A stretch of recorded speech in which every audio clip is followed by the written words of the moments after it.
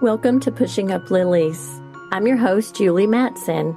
Pushing Up Lilies is a weekly true crime podcast with spine-tingling, unusual, and terrifyingly true stories from my perspective as a forensic death investigator and a sexual assault nurse examiner. Do I have some stories for you? Are you ready? Hey guys, I just had a couple funny things happen at work. I thought I might share with you and have a couple of exciting things to announce.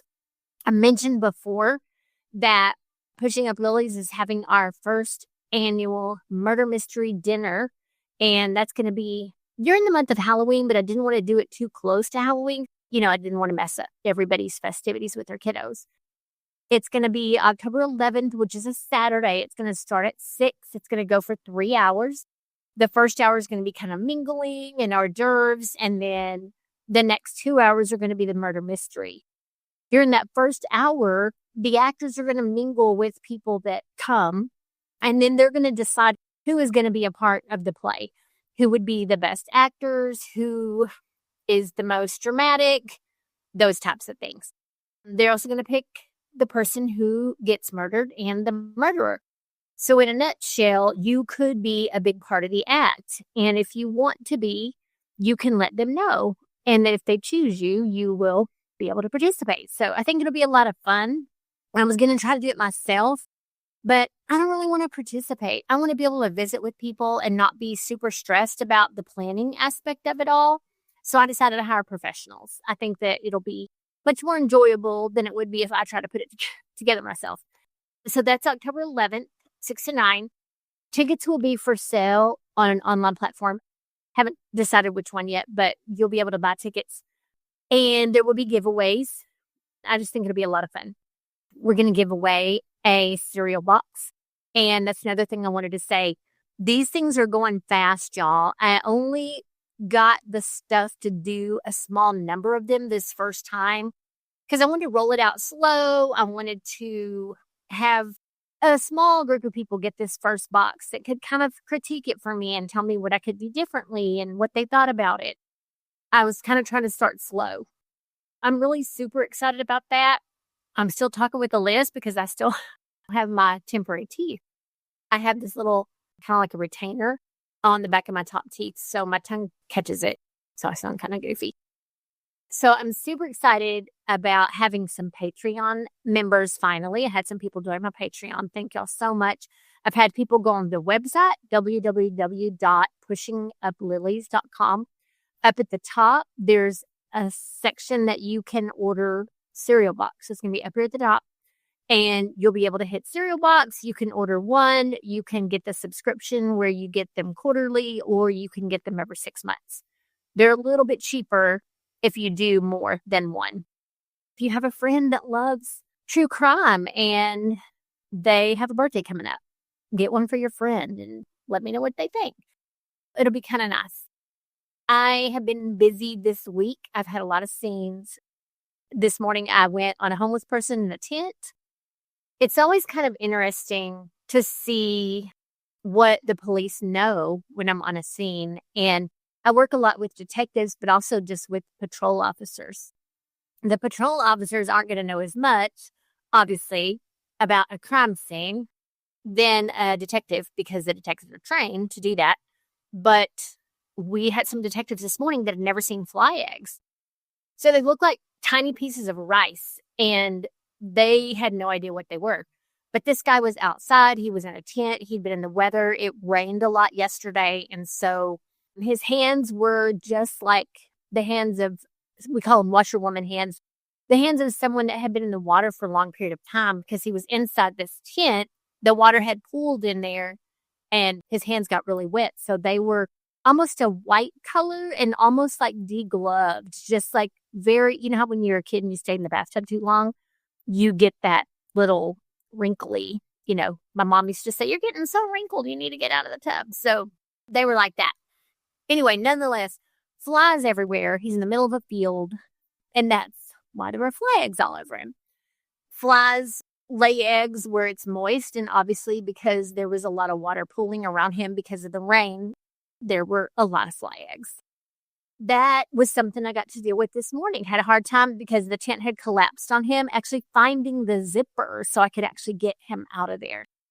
Our funeral home that does our transports has mother and daughter that come out, and they're amazing. They're super strong and they're not afraid of anything. They do not care if they get dirty. They're there to work and they do whatever I need them to do. And so they're amazing. So what else? I did have a guy yesterday actually walk up behind me, had my badge on, was on a crime scene. And he said, "Oh, I didn't know they really had female medical examiners. I thought that was just on TV." And I'm like, I turned around and I was like, "No, we're real." So I thought that was kind of funny because, I know he was kind of kidding with me, probably trying to make conversation because it's a little bit uncomfortable when you run into one of us on a scene because obviously we were there to pick up one of his neighbors. So I think he was trying to just make a little bit of light of it.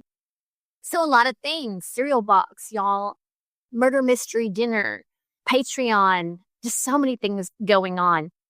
Pushing Up Lilies is going to be a proud sponsor of the North Texas Overdose Awareness Day, which is on the square here in Denton on August 31st at 6:30.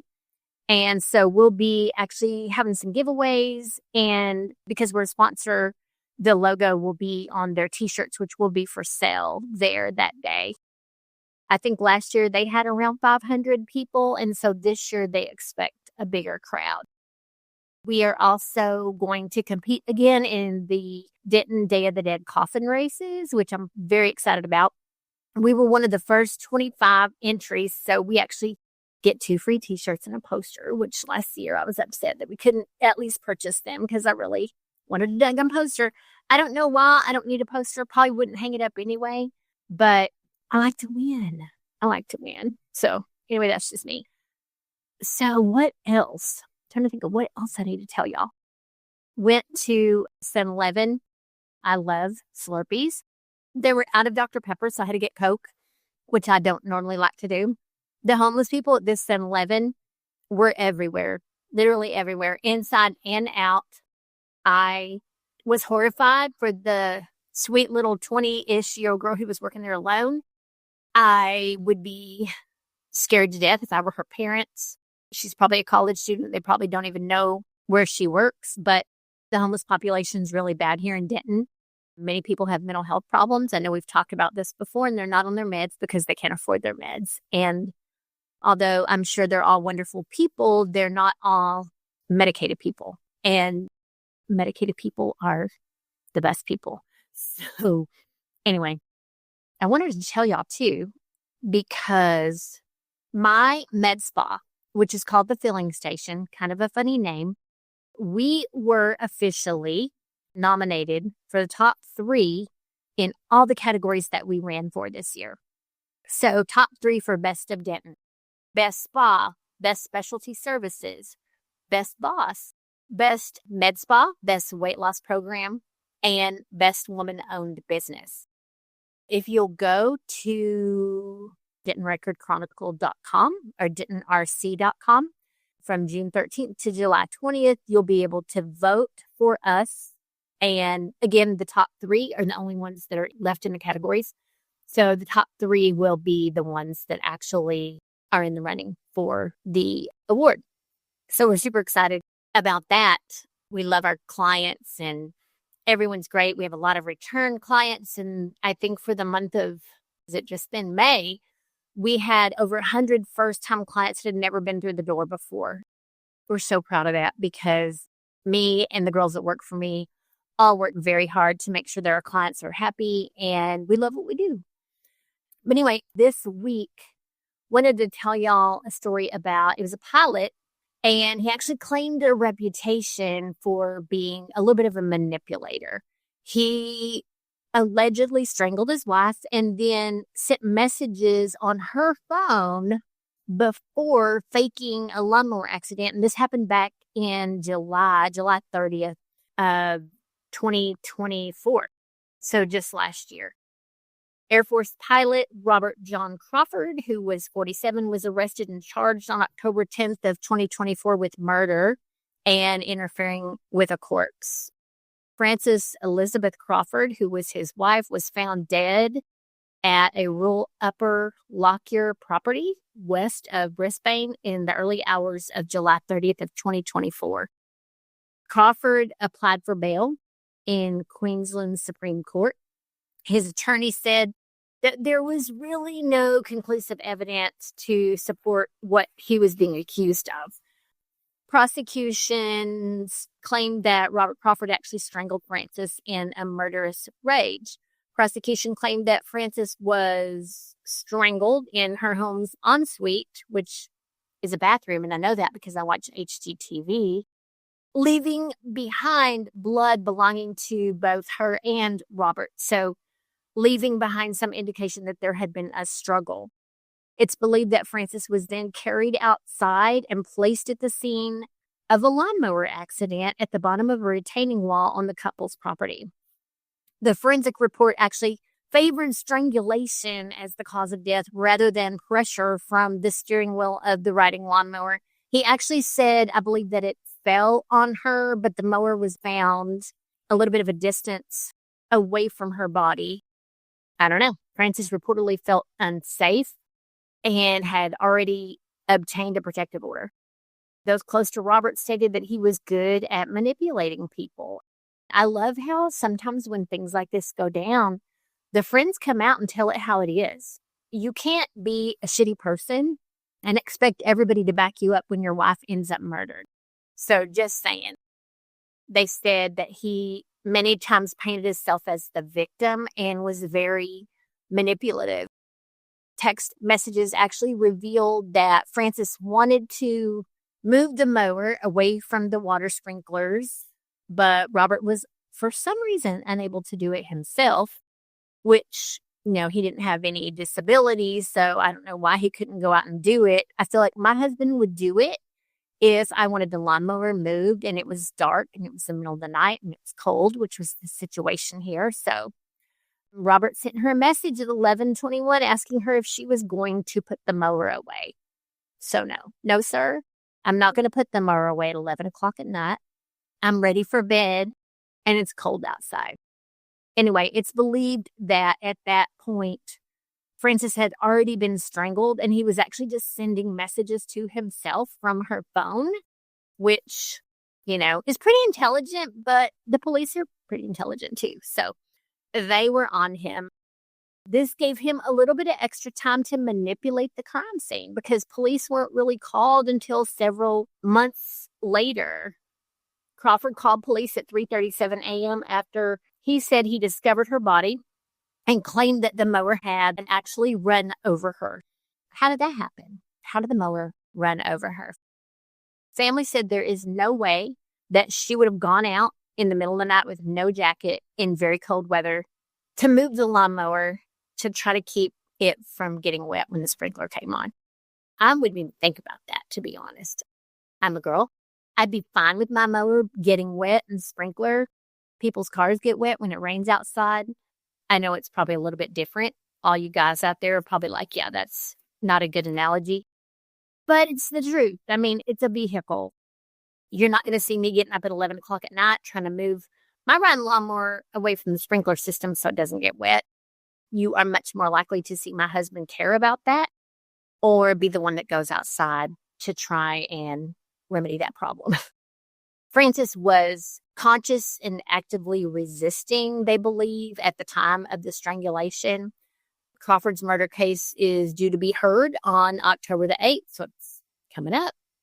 It's going to be here soon. He has been suspended from the Royal Australian Air Force and barred from entering any defense base. Thank God. He was released on a $250,000 surety bond and cannot leave the state. Frances was found again at the bottom of a retaining wall and the mower was found nearby. There were some reports that say the mower was on top of her, and then this report actually says it was nearby. So we don't know. Apparently it ran over her, or I don't know. Ms. Crawford was a psychologist and had 3 adult children who had all moved away from home. Perfect time to commit a crime like this when all your kids are gone. Again, I don't think the kids believed that she would have gone outside to move the lawnmower at that time of night. Crawford had been estranged from his wife at the time that this happened. In 2024, she was attempting to save her relationship with her husband and returned to the property on a probationary basis for about 3 months. She told police that she felt unsafe and that her husband was intimidating her. Again, it sounds like neighbors and his own children said he was a master manipulator. So I don't doubt that one single bit. Her 3 children spoke to detectives and said that he wasn't physical, but he did manipulate people. Her suspicions about his infidelity were a significant source of tension in the marriage, as they should be. I don't know if he cheated or not, but apparently she believed he did.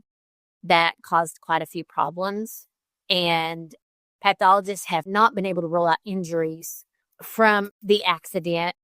There's a good chance that he did strangle her unconscious, that she was still breathing, and then she had injuries that caused her to die after she was hit by the lawnmower or it fell on her or whatever it was that happened. Robert Crawford's DNA was found underneath all 10 of Frances's fingernails. That would indicate some sort of a struggle. We used to do fingernail swabs in the rape kits to see if people would grab people and actually scratch them. They would get their skin cells underneath the fingernails. And in many cases, that would just prove they were with the person and sexually assaulted at the time, back when I did the rape kits. But fingernail swabs and cutting the fingernails was a very important part of the rape kit back then. And then you got to make note of broken nails. I know that y'all watch Forensic Files. Broken nails, good indication that there have been some sort of a struggle, especially when you have long nails and you're pulling and pushing and all the things. Kind of funny, my husband is a regional sales manager for Grasshopper Mowers, so we have a trailer full of lawnmowers sometimes. Lawnmower accidents cause 85,000 injuries, including 70 fatalities in the U.S. per year. This includes all forms of lawnmowers, including ride-on, mechanical, and push mowers. I know in high school, I knew a couple people that ran over their toes trying to mow the yard. We didn't have a huge yard, but it was big enough. And so I felt like I was big, and I would get on our riding lawnmower and I would ride around the yard and pretend it was my car. My dad would drop the blade and I'd be mowing at the same time. None the wiser, but I loved it. I thought it was fun. So I actually enjoyed mowing, except when it was super hot outside. We would even sometimes hook our wagon to the back of the mower. And while we're driving around in the yard, we would pull our neighbors' kids or our siblings or whoever wanted to jump in the wagon. Of course, I don't remember it ever really tipping over. Nobody got hurt. No one was hurt. There are 65 back over injuries per year where lawnmowers are actually backed over people. Lawnmower injuries cost about $37,000 for every person that's admitted to the hospital following an injury. So every person that goes inpatient at a hospital, their bill averages about $37,000. And that's probably because they have wounds that need to be debrided. Many times they have to go to the OR, they have to have surgery, amputations, and then complications and all that. More than twice as many people are killed by lawnmowers than by lightning. That doesn't surprise me. That doesn't surprise me, actually. We had some major lightning storms this week here, y'all. I mean, crazy, like going across the sky and coming out of nowhere, and some people hit by lightning. But I totally believe that more people were killed by lawnmowers than are struck by lightning. You are more likely to be killed by lawnmower than sharks. Well, of course, I'm definitely more likely to be killed by a lawnmower because my husband has a trailer of 5 of them and I don't live anywhere near the ocean. Yeah, you're more likely to be killed by a lawnmower than a shark, an alligator, a snake, a spider, a cow, and a dog. All those animals combined, you're more likely to be killed by a lawnmower. Usually there's a person on it. Be nice to that person because lawnmowers can kill. Men are 3 times more likely to suffer lawnmower injuries than women, probably because they do a big majority of the mowing. I don't even want to say that. They don't always do a big majority of the mowing. I enjoy mowing when we move and get our land, I hope to mow a lot because I do enjoy it. Now, I'm not going to push mow an acre, but I'll do a 0 turn at a very slow speed because I got on a 0 turn in North Dakota and my husband did not tell me how to slow down or stop. Very dangerous. It was a very dangerous job. It did not turn out well. Accidents are most likely to occur on weekdays, which does surprise me. Weekdays between April and September. I would figure weekends. I mean, April and September doesn't surprise me, summer months, but I would think weekends, but weekdays include Fridays. So who knows? Hands and fingers are the most commonly injured body parts. People don't know how not to stick them in blades for some reason. To me, that's common sense, but I guess if you don't know if the blade is moving or you don't think it will move, and then you stick your hand under there, you are going to pull back a bloody nub. Young children are more likely to suffer foot injuries. They step in front of the parents while they're mowing. They're running around, not paying attention. They don't understand the risks, and so they get their feet run over. 1 in 5 lawnmower accidents. I don't know why I'm stuck on lawnmowers, but I thought it would be kind of cool to go over the statistics. 1 in 5 lawnmower accidents requires amputation. Interesting. It's not always a foot. It's not always a hand, but it might be the tip of your finger or a toe. In June of 2024, a landscaper died from injuries after he was pinned underneath a commercial run lawnmower. This happened here. So it was one of our scenes. Ended up in a pond and the lawnmower turned over and it pinned him underneath. And so a witness called 911 and helped kind of pull him free. It took 4 firefighters to lift the mower and they did CPR on him.